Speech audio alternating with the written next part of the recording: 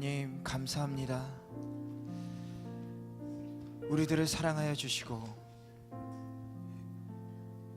이 세상의 험한 풍랑 속에서 믿음을 허락하여 주시고 저희들을 붙잡아 주셔서 언제나 주님 안에서 거하게 하심을 감사드립니다. 오늘도 주님 말씀하여 주셔서 저희들이 그 말씀으로 저희들의 영이 살아나고 시험으로부터 이길 수 있도록 주님 축복하여 주시옵소서. 이 밖에서 내리는 비처럼 오늘 성령의 비가 저희들을 적셔 주시길 원합니다. 저희들의 메마른 마음을 주님의 사랑으로 적셔 주시옵소서. 감사드리고 예수님의 이름으로 기도드렸습니다. 아멘. 할렐루야. 오랜만에 뵙네요. 예, 제가 여러분 기도해 주셔서 연수를 잘 마치고 또 안수까지 받고 이렇게 돌아왔습니다. 예, 너무 감사드리고 이제는 제가 나갈 일이 없기 때문에 예, 쉴 일은 없을 것 같아요. 예, 시작하기 전에 먼저 이렇게 광고 말씀을 드리면 러브 소나타가 5월 말에 있어요. 5월 말에 있는데 각 교회로 이렇게 러브레터, 그러니까 레터를 보내서 각 교회로 이렇게 알리는 작업이 좀 필요한데 그게 다 수작업이에요. 이렇게 봉투에 넣는 작업인데 시간 되시는 분들 좀 도와주시면 좋겠습니다. 이렇게 요청이 왔어요. 그래서 오후 1시부터 1층에서 로비에서 작업을 하는데 카사라 예미코 집사님 인도해 주실 텐데 같이 좀 도와주시면 좋을 것 같습니다. 식사하시고 도와주시길 바랍니다. 오늘 많이 비가 오는데도 여러분 너무 잘 오셨고요. 오늘 중요한 얘기 많이 하는데 많이 도움이 될 것 같습니다. 그래서 오늘 특별히 비가 오는데도 오신 여러분들 특별한 하나님의 은혜가 있을 믿습니다. 그래서 지난주에 목사님께서 너무 그 정리를 잘 해주셨죠. 그래서 너무 잘 해주셔서 너무 감사드리는데 제가 저는 이렇게 지금 로마서를 아주 이렇게 자세하게 설명을 해주고 있기 때문에 여러분들이 큰 그림을 못 볼 수도 있어요. 로마서의 큰 그림을 보면서 사실은 이 로마서를 나가야 돼요. 근데 큰 그림만 보면 어때요? 지금 저희가 오늘부터 4장을 나가는데 여러분 이렇게 기억나시는 게 있나요? 그렇게 많지가 않죠. 그래서 큰 그림도 보면서 그 큰 그림 안에 이 로마서가 무엇을 얘기하고 있는지 자세하게 한번 같이 나가야 될 필요가 있습니다. 그래서 제가 큰 그림으로 계속 정리는 해드리면서 또 자세하게 나갈 거예요. 그래서 정리를 다시 한번 해드릴게요. 1장 1절부터 17절까지는 바울이 무슨 얘기를 했다고 그랬죠? 복음을 얘기했다고 그랬죠? 지금까지 한 것만 복습해서 해드릴게요. 복음을 얘기했는데 복음은 뭐다? 예수 그리스도. 복음은 예수 그리스도라고 그랬죠. 바울은 먼저 이 복음에 대해서 얘기를 하는 거죠. 그리고 자기 자신이 이 복음을 박해하던 자에서 이 복음의 빚진 자가 되었다.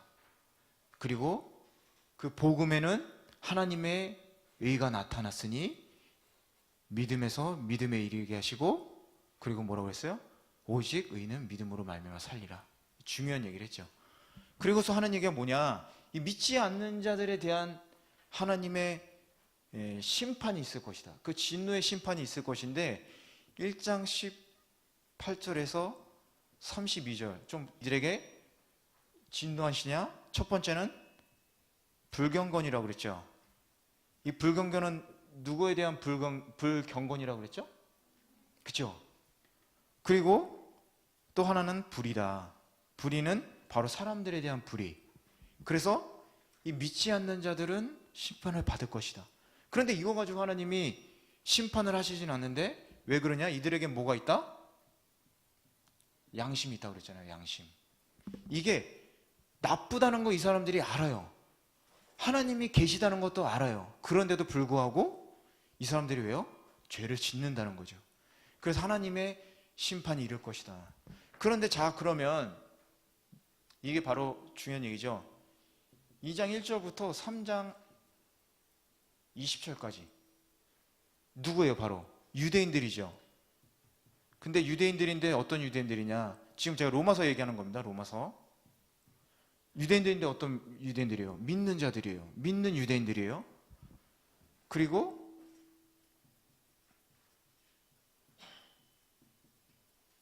또 어떤 사람들이 있다고 그랬죠? 로마 교회는 이방인 신도가 있다고 그랬죠. 근데 이들의 문제점은 뭐냐? 유대인들의 문제점은 뭐냐? 율법. 믿긴 믿는데 아직도 이 율법을 너무 중시하게 생각하는 거죠. 또 하나 뭐 있죠? 할례. 이게 결국은 뭐예요? 행위잖아요. 행위. 행위가 없으면 구원 못 받는다고 아직도 믿고 있는 거예요. 제가 말씀드렸듯이 우리들의 그리스도인들의 신앙의 핵심은 뭐냐? 믿음인데 이 믿음으로 인해서 행위가 자연스럽게 나오는 거지 구원받기 위해서 행위가 필요한 건 아니다라고 제가 얘기했죠. 근데 이들은 어떠냐면 행위가 필요하다는 거예요. 이 율법, 할례 이게 다 필요하다는 거예요. 그럼 이방인 신도들의 문제점은 뭐예요? 이 유대인들의 이 행위를 자꾸 이렇게 푸시하는 것도 있었지만 또 하나 뭐냐면 믿긴 믿는데 그게 행위로 드러나지 않는 거예요. 이 사람들도 똑같이 예전에 그 타락한 생활을 한다는 거예요. 성적인 거나 이런 것들. 이런 것들이 이방인 신도들에게 있었기 때문에 바울이 로마에 편지를 보냈다. 제대로 된 신앙이 뭔지를 알려주기 위해서. 그래서 지난번에 이제 3장이 끝나는데 3장 그럼 21절부터는 뭐라고 그랬어요? 3장 21절부터 5장 끝까지. 5장 끝까지 이게 뭐라고 그랬죠? 바울이 무슨 얘기를 하냐? 믿음에 대한 얘기를 하는 거예요. 믿음. 근데 왜 바울이 여기까지 얘기하고 믿음을 얘기해요? 3장 21절에 뭐라고 그랬죠? 보세요. 이 사람들이 어쨌든 다 심판을 받아요. 심판을 받죠. 심판을 받는 이유는 믿음이 없잖아요. 이들은.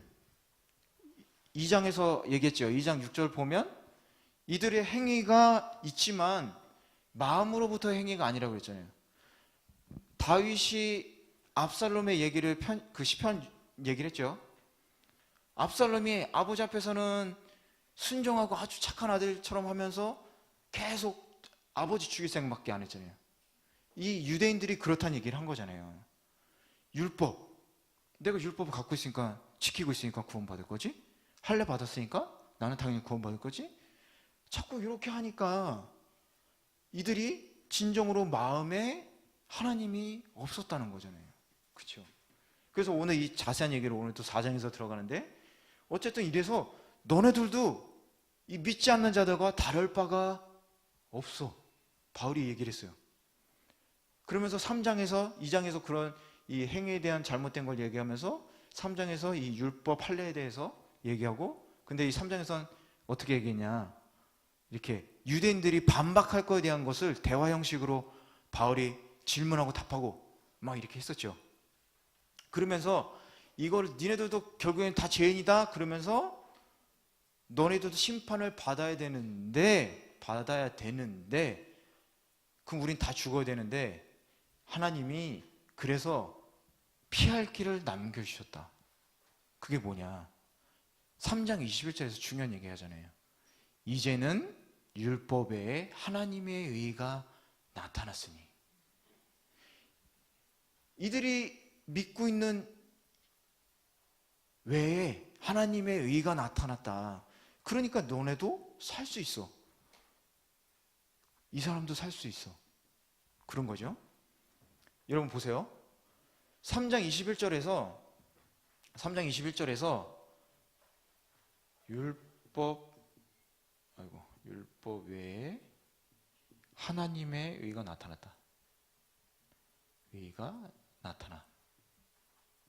하나님의 의가 나타났는데 이 하나님의 의가 나타났는데 아까 제가 뭐라고 그랬어요? 1장 17절에서 복음을 끝맺을 때 바울이 뭐라고 그랬어요? 복음에는 하나님의 의가 나타나고 그랬잖아요. 똑같은 얘기를 하는 겁니다. 율법으로 구원을 못 받고 니네가 이 불경건에서 못 받는데 모든 이에게 이 하나님의 의가 나타나는데 그게 바로 복음이다. 심판에서 피할 수 있는 길을 남겨주신 거잖아요. 그렇죠? 심판에 피할 길, 이 복음이란 길을 열어주셨다. 그래서 이 복음이 뭐라고 그랬어요? 예수님이라고 그랬죠. 예수님이 어떻게 하셨죠? 십자가에서 죽으시고 부활하셨는데 왜 십자가에 달리셨나? 우리들의 죄 때문에 죽으신 거잖아요. 그러니까 그걸 믿으면 구원받는다. 그 얘기를 한 겁니다. 그래서 지난번에 그 3장을 끝내면서 원래 더 자세하게 해야 되는데 제가 못한 얘기를 오늘 해드릴게요.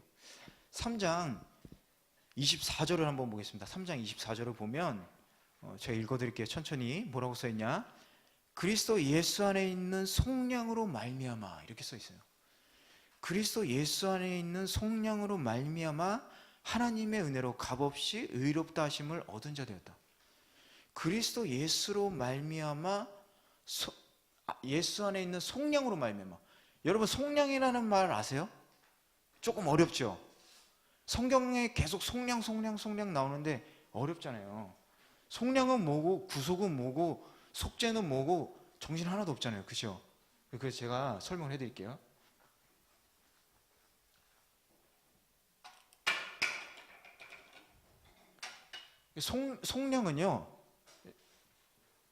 속량은 구속이랑 같은 뜻입니다. 속량은 영어로 보면은 한 단어로 계속 나와요. 우리나라 말로는 참 어려운데, 아이고, 밑에서 쓸게요.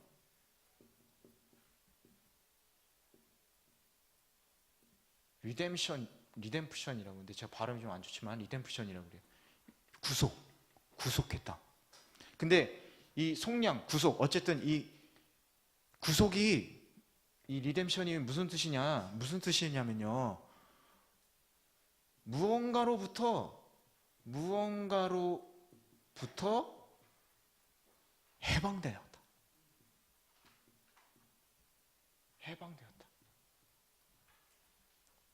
무언가로부터 해방됐다는 거예요.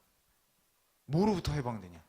구속이란 무언가로부터 해방됐다는 건데, 해방을 시킨다는 이 단어는요, 이게 그냥 이렇게 자유롭게 누가 뭔가를 해서 그게 아니라 값을 지불해서, 값을 지불해야지 해방이 되는 거예요. 값을 지불해야지. 근데 24절에 뭐라고 그랬어요? 값없이라고 그랬어요. 값없이. 근데 값없이가 아니에요. 저희들한테는 값없이죠. 근데 값을 지불했다는 얘기예요. 이렇게 한번 생각해 보세요. 여러분, 클래식한 영화를 보면 배너에는 나올지 모르겠지만, 그런 고대에 보면 노예 시장이라는 게 있었죠. 전쟁 포로나 아니면 이렇게 납치를 하든지, 요셉도 그랬잖아요. 노예로 팔려갔잖아요. 어떻게 파냐면 쭉 세워놓는 거예요. 일렬로 쫙 세워요. 그리고 어떻게 하냐면 이렇게 그 노예를 사는 사람들이 이렇게 막 보는 거예요. 키는 큰지, 근육은 딱딱한지, 제일 먼저 보면 이빨이 성해야지 튼튼하니까. 이거 보는 거예요. 그래서 돈 주고 사간다는 거죠. 근데 그게 어때요? 노예로 팔려고서 노예잖아요. 근데 해방시켰다는 거예요. 값을 지불해서. 어떤 사람이 노예가 쫙 서 있는데 어떤 사람이 딱 오더니 다 내가 자유롭게 해주겠다. 그랬더니 노예 상인이 그런 거죠. 값 지불하라고. 그랬더니 이런 거예요. 하나님이 아들이 이렇게 쳐다보는 거예요. 예수님은. 네가 좀 지불해라. 예수님이 다 지불하신 겁니다. 이거 십자가에서 피 한 방울 안 남기고 다 지불하신 거예요. 이게 중요한 거예요. 그래서 저희가 해방이 되었죠. 뭐에서 해방됐어요? 죄에서 해방된 거죠. 그래서 죄로부터 해방되었다. 그 값을 누가 지불했냐?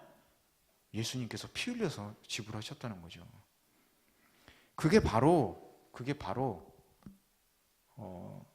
구속이라는 겁니다. 그게 바로 구속. 우리가 죄에서 해방되었다. 제가 그 성경 구절을 좀 읽어볼게요. 베드로전서 1장 18에서 19절. 베드로전서, 여러분 자료는 없지만 제가 읽어드릴게요. 베드로전서 1장 18절에서 19절. 나이치 베드로 이시오 주 핫세스 가라 주 큐세스. 너희가 알거니와 너희 조상이 물려준 헛된 행실에서 대속함을 받은 것은 은이나 금같이 없어질 것으로 된 것이 아니요 오직 흠없고 점없는 어린 양 같은 그리스도의 보배로운 피로 된 것이다. 돈을 줘야지 노예를 샀는데 그게 아니라는 거예요. 그 어차피 없어지는 그런 일시적인 걸로 너희를 구속한 게 아니라 예수 그리스도의 보배로운 피로 구속했다. 구약 성경에 보면 여러분은 아시죠? 제사 지낼 때 어때요? 그 희생제물은 어때요? 흠없고 점없는 거 그걸로 하라고 그랬잖아요. 왜 그래요? 흠없고 점 있는 거는 뭐예요? 부정하기 때문에 그런 거잖아요. 부정하기 때문에. 근데 흠없고 점없는 어린 양 같은 그리스도, 이게 뭐예요? 순결한 피가 흘려졌다는 거예요. 순결한 피가. 순결하지 않으면 안 되는 거예요. 피가. 그럼 또 한번 볼게요. 계시록 5장 9절을 보면 이렇게 써 있습니다. 목시록 군어 고쇼 큐세스 이렇게 써 있어요. 그들이 새 노래를 불러 이르되 두루마리를 가지시고 그 임봉을 떼게 합당하시도다. 일찍이 죽음을 당하사 각 족속과 방언과 백성과 나라 가운데서 사람들을 피로 사서 하나님께 드리시고. 사람들을 피로 샀다는 거예요. 피로 샀다는 거예요. 그러니까 뭐예요, 여러분? 예수님이 우리들에게 엄청난 값을 지불하셨다는 겁니다, 여러분. 제가 이걸 왜 다시 왜 짚고 넘어가야 될 필요성을 느꼈냐면, 사람들이 자꾸 이렇게 잘못 인식을 하고 계시는 분들이 계세요. 예수님이 십자가에서 피를 흘리고 우리들에 위해서 죄를 용서해 주시고 우리들이 구원받은 거는 하나님의 은혜잖아요. 예수님의 은혜잖아요. 은혜는 맞아요. 근데 그 은혜를 자꾸 미화시키는 거예요. 미화라는 말 아시죠? 예쁘게 포장하는 거예요. 예쁘게 포장하는 거예요. 제가요, 일본에서 지금 10년 넘게 살고 있지만 진짜 안타까운 게 뭔지 아세요? 하나님을 모르는 거 이런 문제가 아니라 사회적인 현상이, 그거는 한국도 마찬가지예요, 여러분. 한국도 마찬가지지만 뭐냐면 전쟁을 미화시키는 거예요. 3차 대전을 일으켰을 때 그 싸움을 건 거잖아요. 어쨌든 일본이 전쟁을 일으킨 겁니다. 그거를 역사를 왜곡하거나 포장해서는 안 돼요. 저희가 그걸 나쁘다고 하는 게 아니지만 그거를 예쁘게 포장시키는 거예요. 그 때가 되면요, 드라마나 영화를 해요. 전쟁을 기념하는. 근데 전쟁에 대한 그런 잘못된 거를 내용은 하나도 없는데 어떤 얘기가 나가냐면 가족이 나가요.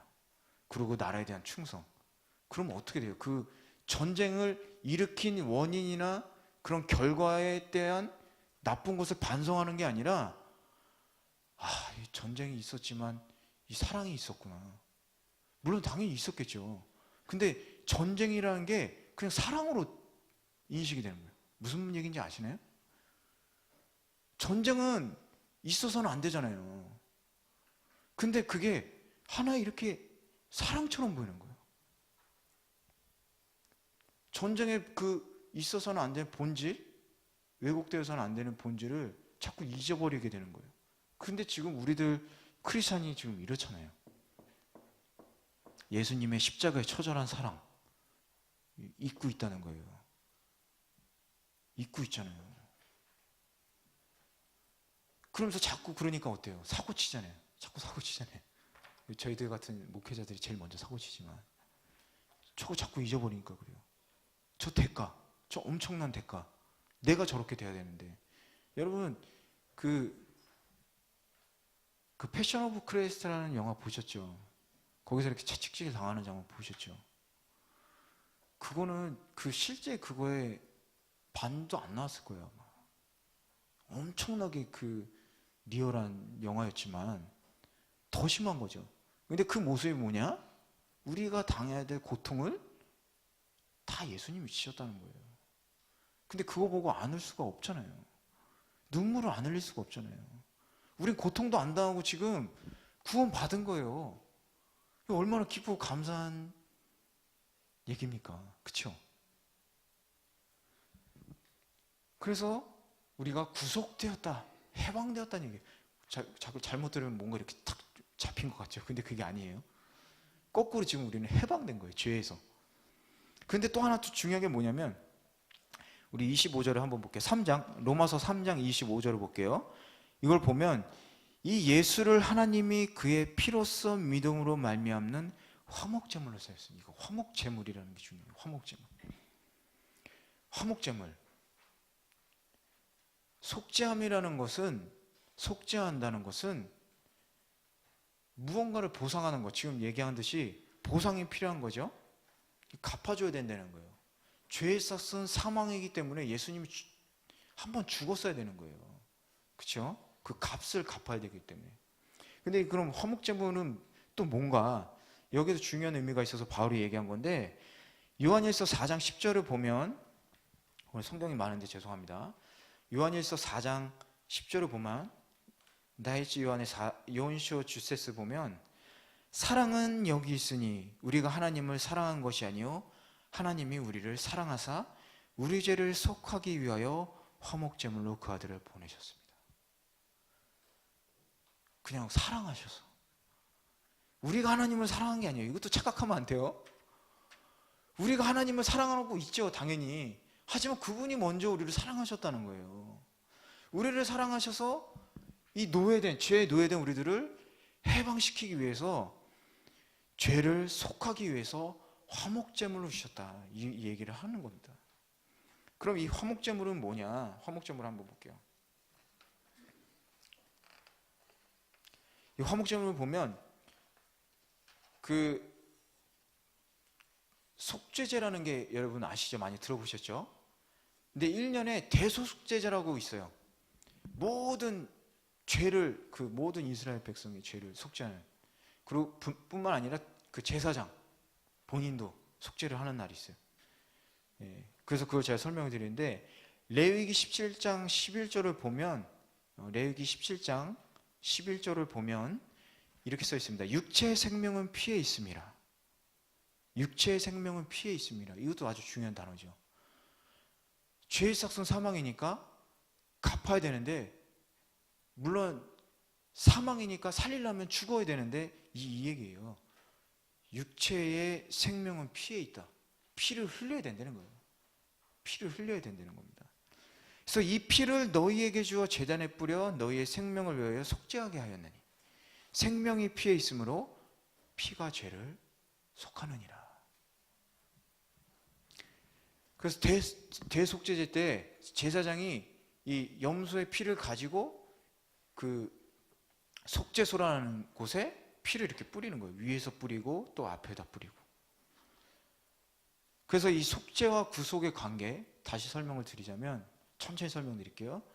속죄라는 것은, 죄를 사여 준다는 것은 예수 그리스도의 피가 필요하다는 거예요.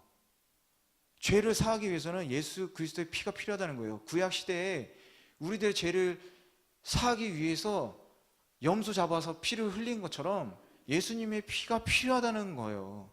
하지만 그 외의 것이 필요하다는 것은 아니라는 겁니다. 이게 중요한 거예요. 이거를 알아야지 오늘 4장의 얘기가 이해가 돼요. 이걸 모르면 4장 얘기가 잘 이해가 안 갈 거예요. 그리고 또 뭐냐? 예수 그리스도의 피와 함께 너희 선한 행위도 필요하다라고 말하고 있지 않다는 거예요. 이해가 되세요? 오직 예수 그리스도의 피만이 필요하다는 거예요. 이것도 중요합니다. 그래서 하나님의 거룩하심으로 예수 그리스도의 피로 인해 온전하고 완전해졌다. 이게 속죄와 구속의 관계예요. 결국은 하나잖아요. 결국은 하나예요. 우리가 한 건 아무것도 없다라는 거예요. 그래서 속죄소라는 것은 제가 설명드리면, 지성소 아시죠? 지성소 언약궤가 놓여 있는 곳이 지성소잖아요. 거기에 법궤를 덮는 덮개가 있는데, 그게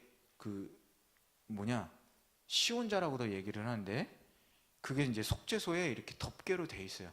이 언약궤가 있으면 언약궤 뚜껑이 열리는 뚜껑이 있잖아요. 그 가운데에 속죄소라는 하나의 덮개가 있다는 거예요. 그리고 여러분 아시는 그룹 알죠? 그룹, 천사의 모양한 그룹. 그 그룹들이 이렇게 언약궤를 덮고 있죠. 그림을 그려서 드려야겠네.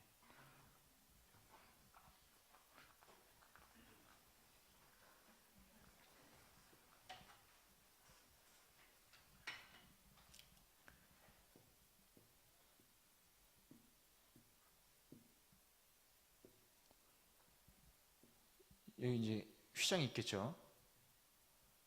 여기 지성소예요. 더 크게 이렇게 있지만, 성막이 있지만, 지성소에 들어가면 여기 언약궤가 이렇게 놓여 있잖아요. 그렇죠?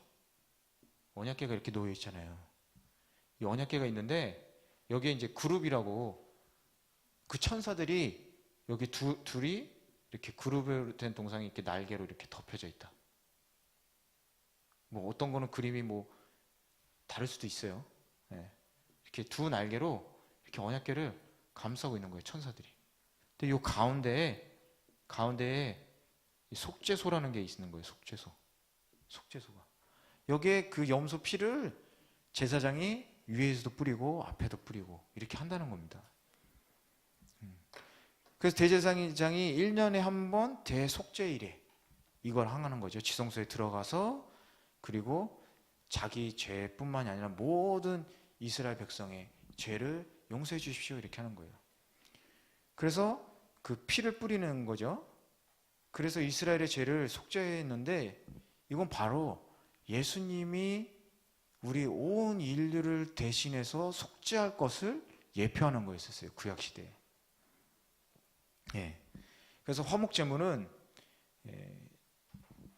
재밌는 건 뭐냐면요, 화목제물은 이 속죄소라는 히브리어하고 같은 단어를 써요. 재밌죠?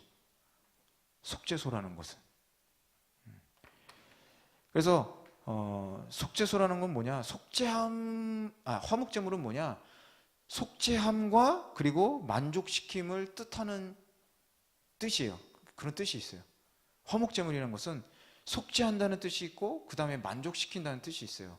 그 언어 자체에. 그 만족시키면 뭐냐? 하나님의 거룩하심을 의미하는 거예요.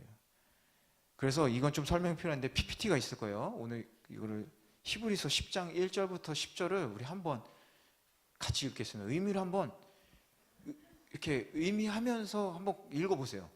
한번 읽어보겠습니다. 같이. 1절부터, 율법은 장차 올 좋은 일의 그림자일 뿐이요 참 형상이 아니므로 해마다 늘 드리는 같은 제사로는 나오는 자들을 언제나 온전하게 할 수 없느니라. 그러니까 그 죄를 사하기 위해서 동물의 피로는 언제나 온전하게 할 수 없다라고 하는 거예요. 2절을 보면, 그렇지 아니하면 섬기는 자들이 단번에 정결하게 되어 다시 죄를 깨닫는 일이 없으리니 어찌 제사 드리는 일을 그치지 아니하였으리요. 그러나 이 제사들에는 해마다 죄를 기억하게 하는 것이 있나니 이는 황소와 염소의 피가 능히 죄를 없이 하지 못함이라. 5절, 그러므로 주께서 세상에 임하실 때에 이르시되 하나님이 제사와 예물을 원하지 아니하시고 오직 나를 위하여 한 몸을 예비하셨도다. 번제와 속죄제는 기뻐하지 아니하시나니 이에 내가 말하기를 하나님이여 보시옵소서, 두루마리 책에 나를 가리켜 기록된 것 같이 하나님의 뜻을 행하러 왔나이다 하셨느니라. 이 두루마리 책에 됐다는 건 뭐예요? 예언했다는 얘기잖아요. 예언하셨던 것처럼 하나님의 뜻을 행하러 왔나이다. 예수님께서 아까 말씀드렸듯이 그 노예 시장 얘기를 했죠? 그래서 하나님이 아들아 네가 좀 갚아줘라, 그런 거죠. 하나님의 뜻을 행하러 온 겁니다. 근데 어때요? 이거는 강제가 아니라 예수님의 자발적인 순종이었죠. 자발적인 거였죠. 마지막까지 십자가에 달리시기 전까지, 잡혀가기 전까지 그러시잖아요. 하나님 앞에 철저하게 순종하시려고 기도하셨잖아요. 이 잔을 좀 걷어주세요, 걷어주세요 하다가 내 뜻대로 하지 마시고 아버지의 뜻대로 하십시오. 기도하고 성령 충만하게 바로 이 고난의 길을 걸으시지 않습니까? 그럼 8절을 또 읽겠습니다. 10절까지 한번 읽어볼게요. 위에 말씀하시기를 주께서는 제사와 예물과 번제와 속죄제는 원하지도 아니시고 기뻐하지도 아니하신다 하셨고 이는 다 율법을 따라 드리는 것이라. 그 후에 말씀하시기를 보시옵소서 내가 하나님의 뜻을 행하러 왔나이다 하셨으니 그 첫째 것을 폐하심은 둘째 것을 세우려 하심이라.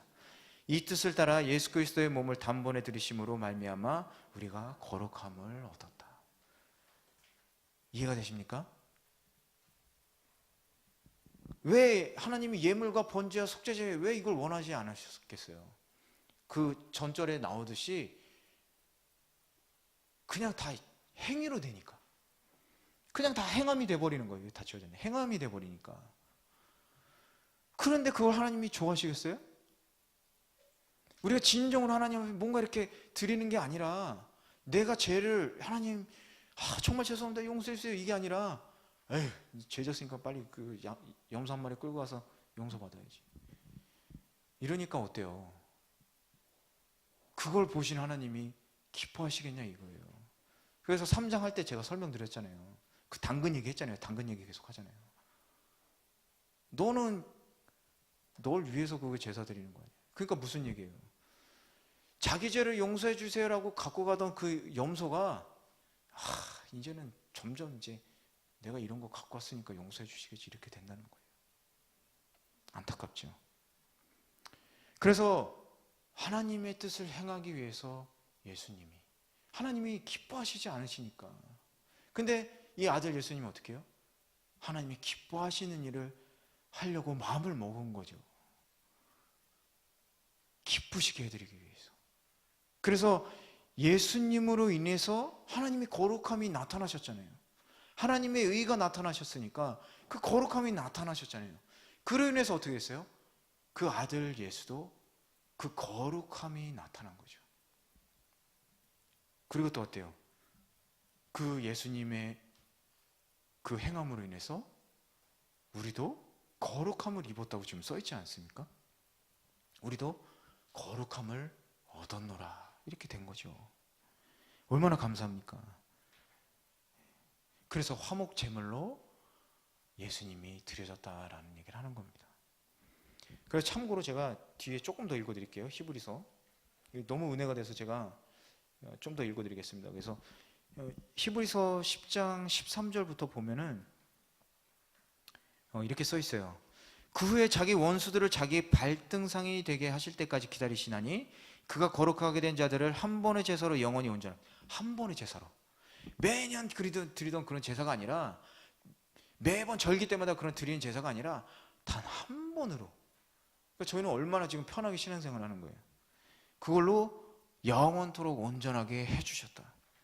그리고 또 뭐라고 써 있어요? 또한 성령이 우리에게 증언하시되 주께서 이르시되 그날 후로는 그들과 맺을 언약이 이것이라 하시고 내 법을 그들의 마음에 두고 그들의 생각에 기록하리라 하신 후에 또 그들의 죄와 그들의 불법을 내가 다시 기억하지 아니하리라 하셨으니 우리들의 죄를 기억하지 아니하시리니 이렇게 얘기하는 거예요. 이거 4장에 나오는데 이제는 기억하지 않는다는 거예요. 치사하게 너 옛날에 그랬지 이렇게 얘기 안 하신다는 거예요. 이거 얼마나 감사합니까? 근데 우리는 계속 지금 그 옛날 그거 가지고 지금 싸우죠. 용서를 못하죠. 용서를. 이것도 제가 뒤에 설명을 해드릴게요. 이거 얼마나 감사해요. 예? 그리고 또 뭐예요? 이것들을 사하셨은즉 다시 죄를 위하여 제사 드릴 것이 없다. 한 번의 피 흘리심으로 우리들의 죄는 사하심을 받았다. 예수님이 마지막 만찬 때 뭐라고 그러세요? 제자들의 발을 씻기시니까 이 바울이 그럼 저 머리까지 다 씻겨주세요. 그러니까 뭐라고 그래요? 한 번 씻은 사람은 이걸로 족하니까 발만 씻으라 그러잖아요. 그러면서 뭐라고 그래요? 너희들 서로 타가인이 알아야 하겠다 그사사이 그러잖아요. 너희들 서로가 씻어주어라. 너희들 서로가 허물을 용서해줘라 그러는 거잖아요. 하나님이 이렇게까지 씻어주셨는데 왜 우리는 용서를 못할까요? 19절에 보면 그러므로 형제들아 우리가 예수의 피를 힘입어 성소에 들어갈 담력을 얻었나니. 성소에 들어갈 담력은 무슨 얘기예요? 지성소에는 대제사장밖에 못 들어갔잖아요. 근데 대제사장조차도 이 허리에 끈을 묶고 들어갔어요.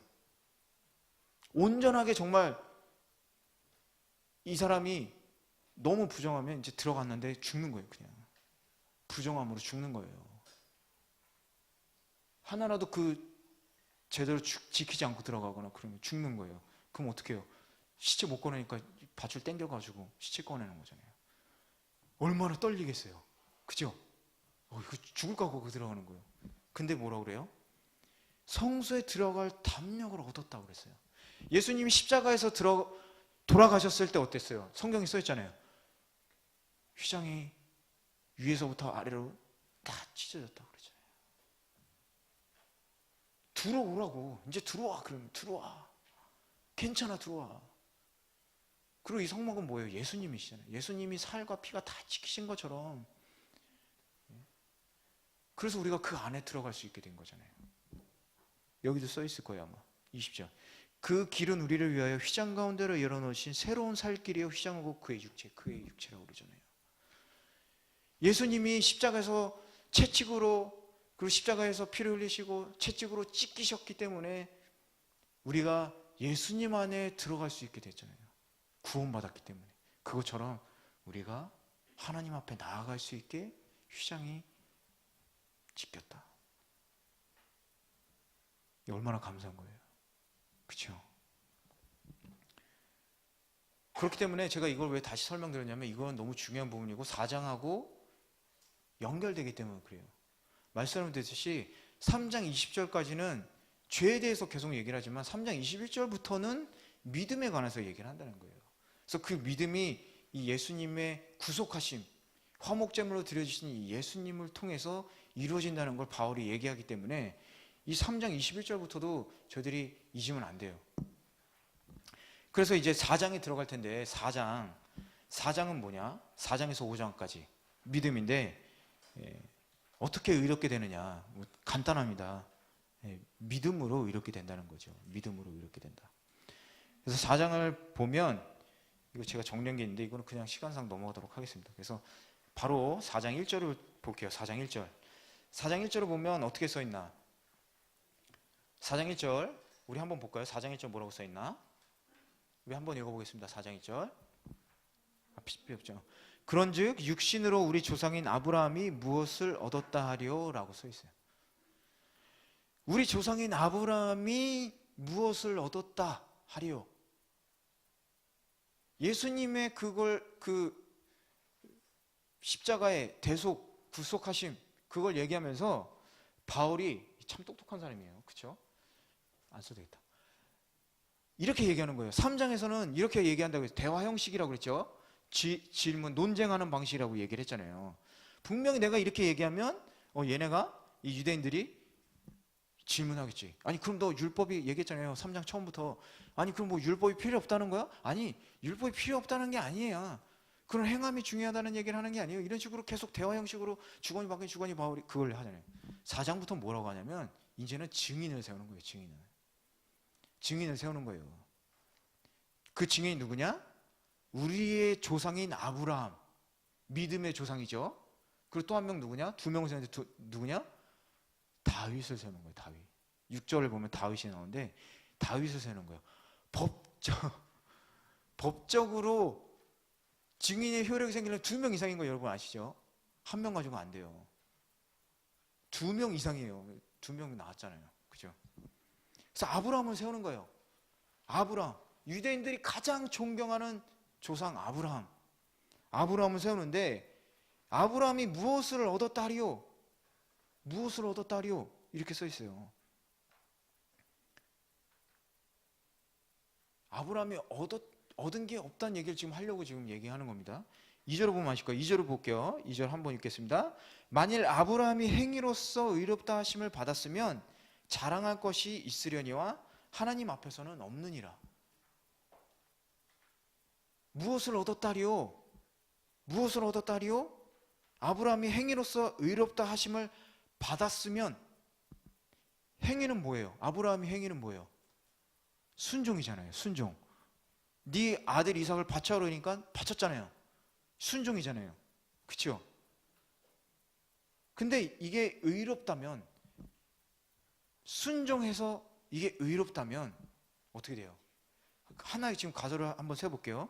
지금 여기 결론은 하나님 앞에서 자랑할 게 없는데, 만약에 믿음과 순종이 같다라고 생각한다면 아브라함이 어떨까요? 자기의 순종을 자랑할 거 아니에요. 지금 바울이 그 얘기가 하고 싶은 거예요. 만약에 아브라함이 하나님을 믿었는데, 아브라함이 하나님을 믿었죠. 근데 믿음과 순종이 같다면 내가 순종했으니까 하나님이 축복해 주시는 건 당연한 거야. 이렇게 된다는 거예요. 근데 그게 아니다. 하나님 앞에서는 없다라는 거예요. 하나님 앞에서는 자랑할 것이 없다. 그 얘기를 하고 있는 겁니다.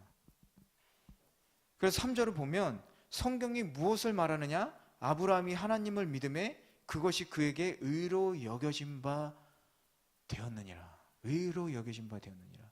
여러분 보면 로기조마이라고 써있죠. 로기조마이 안 써있어요? 이게 되게 중요한 단어인데요.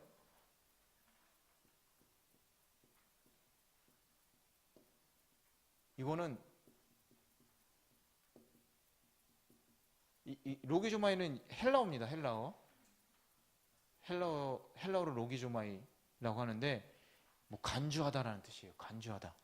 간주하다. 그러니까 뭐예요? 의로 간주했다는 얘기잖아요. 의로 간주했다? 아브라함의 순종이, 아브라함의 믿음이 그 행함으로 인한 게 아니라 하나님이 그냥 의롭다고 얘기하셨다는 얘기예요. 하나님이 그냥 의롭다고 얘기하셨다는 거예요. 그게 중요한 겁니다. 아브라함은 의인이다 이렇게 얘기 안 했잖아요, 바울이. 의인으로 간주되었다라는 거예요, 지금. 아브라함은 의인으로 여겨진 바 되었다, 간주되었다라는 거예요. 하나님이 의인으로 취급해줬다는 겁니다. 의인으로 취급해줬다. 그 행위로 의인이 된 게 아니라는 거예요. 그래서 이 얘기는 창세기 15장 6절을 바울이 인용한 거예요. 창세기 15장 6절을 보면 이 말이 써 있어요. 아브라함의 믿음이 그에게 의로 여겨진 바 되었느니라. 하나님이 살아계시고 또 순종해야 될 대상이고 예배를 받으시기에 합당하다, 그걸 믿는데 그 믿음으로 그 의로운 삶을 사는 거는 맞지만, 여러분, 맞지만 믿음이 의를 낳는 건 아니라는 거예요. 무슨 얘기인지 아시겠어요? 좀 어려운 거예요? 우리가 믿어서 의가 생긴 게 아니라 하나님이 의라는 걸 그냥 부여해 주셨다는 거예요. 아브라함처럼 믿음 그 자체로 의인이 된 게 아니라 하나님이 의인으로 간주해 주셨기 때문에 아브라함은 믿음의 조상이 된 거라는 거예요. 이게 그냥 바로 주어진 은혜라는 겁니다. 주어진 은혜.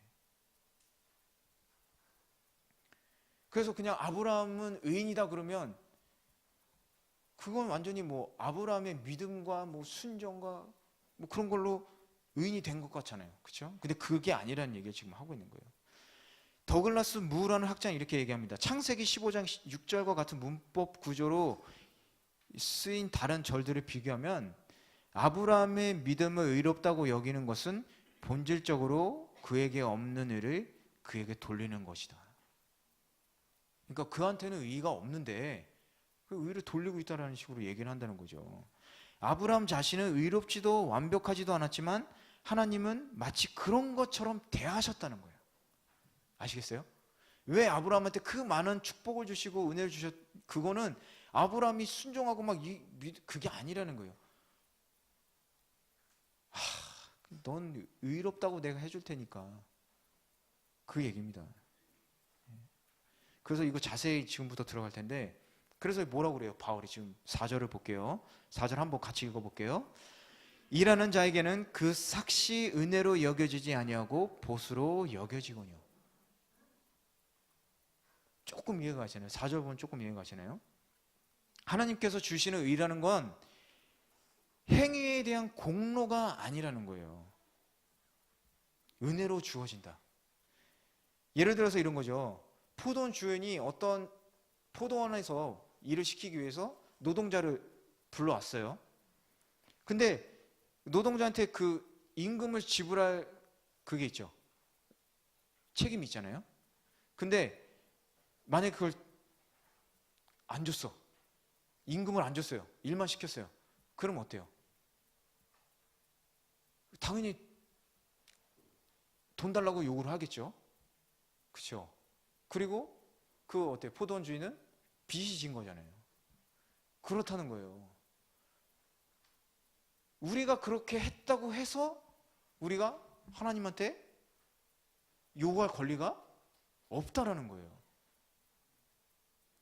이 삭시 은혜로 여겨지지 아니하고 보수라고 여겨진다. 이 얘기잖아요. 그럼 삭스 구원으로 한번 바꿔볼게요. 우리가 그럼 구원을 은혜로 여겨지지 않고 우리가 구원을 그럼 달라고 요구할 수가 있나요? 그게 아니라는 얘기를 하는 거예요. 왜 이 얘기를 하냐? 유대인들 때문에 그래요. 유대인들. 근데 그게 우리들 얘기죠. 유대인들이 구원이 이런 거예요. 하나님, 제가 율법 지켰으니까 나 구원 받아야 되잖아요. 왜 난 구원 못 받아요? 지금 이 얘기를 하는 거예요. 하나님, 나 할례 받았는데 왜 내가 구원 못 받아요? 유대인들이 지금 이러고 있었다는 얘기예요. 근데 그게 아니라는 거예요. 은혜로 주어졌다는 거예요. 은혜로 주었으니까. 그러니까 아브라함이 이런 거죠.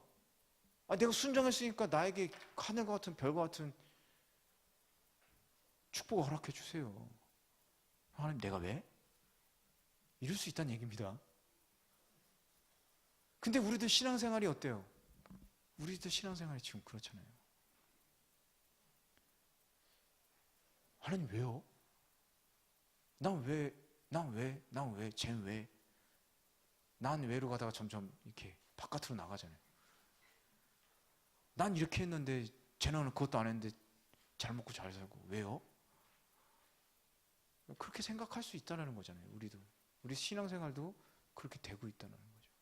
근데 그게 아니라는 거죠. 값없이 은혜로. 우리가 처음 강의 때 제가 말씀드렸잖아요. 우리가 하나님이 주신 은혜로 구원 받았으니까 행위가 나타나는 거잖아요. 행위로 인해서 우리가 구원받은 게 아닙니까? 그러니까 우리가 자꾸 행할 때마다 어때요? 자꾸 화가 나잖아요. 자꾸 화가 나면 내가 이렇게 했는데 교회는 일단 먼저 교회부터 오죠. 왜 교회는 인정을 안 해주고 뭘 안 해주고 왜 돈은 안 주고 뭐 이렇게 나가. 그러다가 하나님한테 이제 화살이 날라오죠. 너무하신 거 아니에요?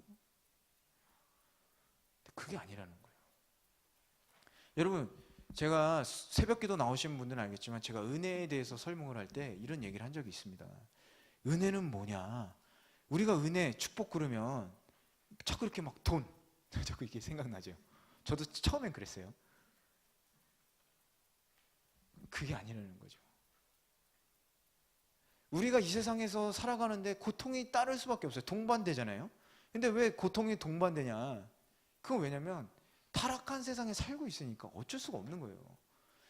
타락한 세상에. 하나님이 그렇게 만드신 것도 아니고 우리 인간이 이렇게 만들어진 세상에서 우리가 살고 있는데 그런 불합리하고 그런 타락한 세상 속에서 우리가 그런 해를 안 입고 살기가 어렵다는 겁니다. 어렵다는 거예요. 근데 은혜와 축복이 뭐냐? 그 안에서 살아간다는 거예요. 그 안에서 살아간다는 거예요.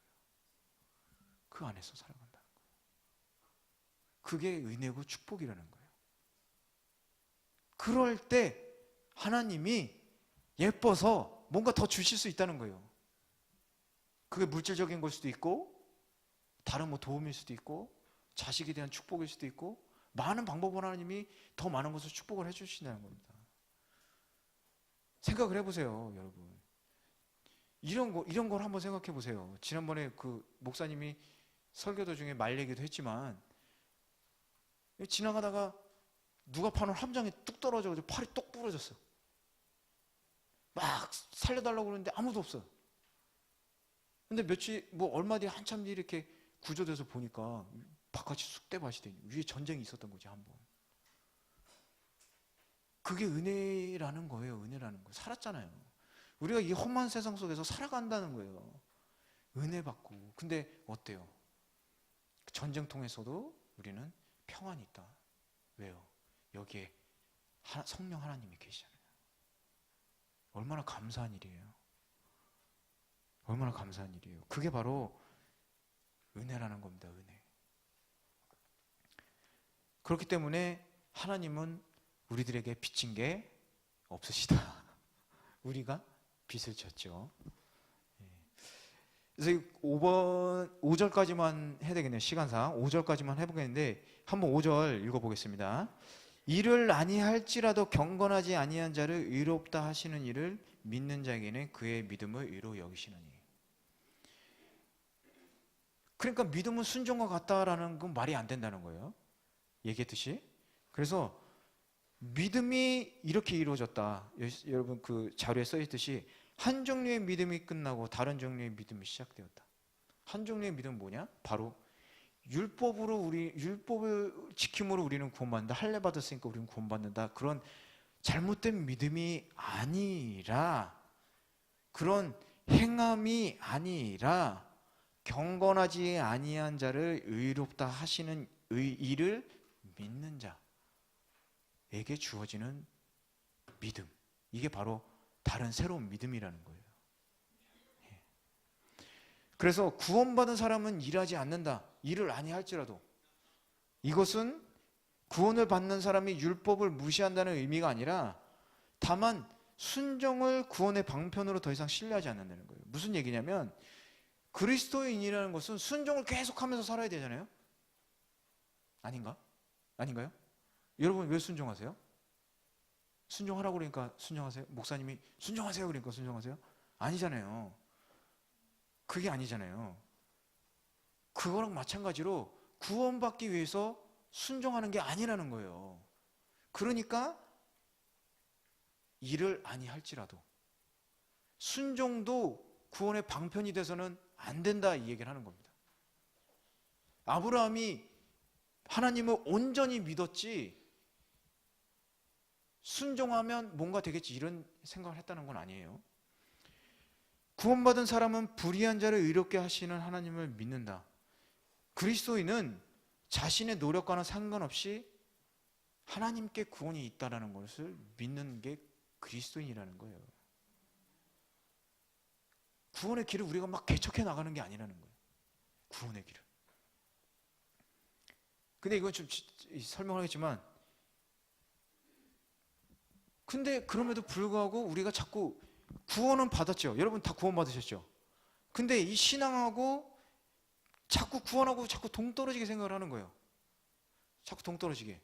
지금 무슨 얘기를 하는 거냐면, 우리가 구원 받고 하나님을 믿는다면 그 믿음 안에서 살아가야 되는데 자꾸 다른 쪽으로 생각하는, 다른 쪽으로.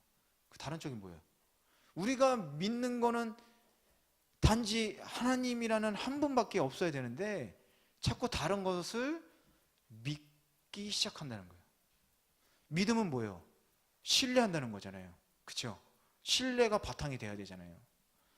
근데 다른 것을 신뢰하기 시작한다, 이 얘기를 하는 거예요. 여러분이 신뢰하는 게 분명히 있을 거예요. 하나님 외에 신뢰하는 게 뭐가 있을 거예요.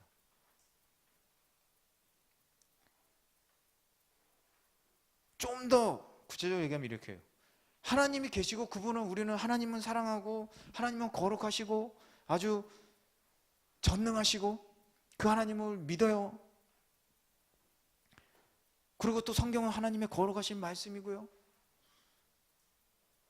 그럼에도 불구하고 자신의 도덕적인 행위, 직업, 나는 착한 사람이니까, 선한 사람이니까 이런 의식 속에 우리는 사로잡혀 있다라는 겁니다. 그런데 그것조차에서도 우리는 해방돼야 돼요. 해방. 이거 재밌는 질문 하나 할게요. 잘 들으세요. 제임스 케네디라는 사람이 이런 질문을 한 적이 있어요. 오늘 밤 죽어서, 여러분이 오늘 밤 죽어요. 오늘 결정됐어요. 오늘 밤 죽어서 하나님 앞에 선다고 가정해 봅시다. 하나님이 이렇게 근데 얘기하시는 거예요. 왜 너를 천국에 들여보내야 되지? 왜 널 천국에 들여보내야 되지? 예상치 못한 질문을 받았습니다. 그럼 어떠냐? 누구는 천국에 들어가고 있고 누구는 못 들어가고? 그럼 여러분 한번 골라보세요. 왜냐하면 나는 좋은 그리스도인이 되기 위해서 최선을 다했으니까 전 천국에 들어가야 돼요. 하나님이 너 왜 천국에 집어넣어야 되지? 왜 들여보내야 되지? 그러니까 이런 거예요. 왜냐하면요, 나는 좋은 그리스도인이 되기 위해서 최선을 다했거든요. 두 번째, 나는 하나님을, 그랬더니 어떤 사람이 이러는 거죠? 나는 하나님을 믿었고 하나님의 뜻을 행하기 위해서 노력했기 때문에. 마지막 사람 이렇게 얘기해요. 나는 내 마음을 다해서 하나님을 믿었기 때문에요. 여러분 ABC 중에서 한번 골라보세요. 1번, 2번, 3번 중에서 1번. 나는 1번이다. 나는 그리스도인으로서 최선을 다했기 때문에 천국에 들어가야 돼. 없어요? 그럼 2번. 그 2번이 뭐였지? 나는 하나님을 믿었고 그분의 뜻을 행하기 위해서 최선을 다했으니까. 2번. 없어요? 그럼 3번. 나는 내 마음을 다해서 하나님을 믿었기 때문에. 안 드신 분들은 1번은 여러분들 아시는 것처럼 행위잖아요. 그죠? 행위로 인한 구원이죠. 그죠? 그 두 번째 뭐예요? 믿음 플러스 행위를 더한 거잖아요. 믿음 플러스 행위. 뭐라고 했어요? 2번. 하나님을 믿었고 그 뜻을 행하기 위해서 노력했다. 믿음에다가 행위를 더했잖아요. 나중에 그 유대인들이 구원받은 유대인들처럼. 근데 마지막, 여러분들이 대다수 손을 들으셨지만 이건 뭐예요? 정답이 아니고 믿음이 행위가 된 구원이죠. 마지막에 이렇게 얘기를 하잖아요. 내가 하나님을 믿었기 때문에 구원받아야 된다. 내가 하나님 믿고 있으니까 구원받잖아요. 이렇게 된다는 거예요. 그러니까 아니야. 그러면 왜요? 이렇게 되는 거죠. 그죠? 왜요? 하나님. 잘 이해가 안 가실 수도 있죠. 그 왜 이해가 안 가냐면요. 여러분들이 그렇게 여지껏 생각을 하셨다는 거예요. 그게 아니라 하나님은 우리를 그냥 의롭게 하시기 때문에 그런 거예요. 하나님이 의롭게 하셨기 때문에 그 사실을 단지 우리는 믿을 뿐이지 우리가 그걸 믿었으니까 구원받고 그러는 게 아니라는 얘기를 하는 거예요. 바울은. 예. 그죠? 그러니까 천국 가시면요. 제가 믿었으니까요 이런 얘기 하시지 마시고요. 믿었기 때문에 이런 얘기 하시지 마세요. 단지 여기 5절에 써 있듯이 5절에 뭐라고 써 있었어요? 5절 우리 다시 한번 읽어보겠습니다. 5절 다시 한번 읽어볼게요. 5절 일을 하지 아니할지라도 경건하지 아니한 자를 의롭다 하시는 이를 믿는 자에게는 그의 믿음을 의로 여기시느니 이 얘기를 하는 겁니다. 믿어서 된 게 아니라 하나님께서 예수님을 통해서 우리를 의롭게 하셨기 때문에 라고 얘기를 하셔야 된다는 얘기를 하는 겁니다. 그렇기 때문에 아브라함의 믿음, 뭐냐? 겸손함이죠. 겸손함. 아이고, 그 많은 민족 중에 딱 한 명 고르셨는데 그게 아브라함이었는데, 아브라함도 얼마나 황당하겠어요. 뜬금없이 막 축복해 준다고 하니까. 이 부분은 더 신학적으로 되게 깊어요. 갈라디아서 3장에 있는 걸 보면 아브라함은요, 아들 이삭을 낳지만 그 전부터 그 앞에 이루어질 하나님의 역사하심을 믿고 있었어요. 한번 갈라디아서 3장 한번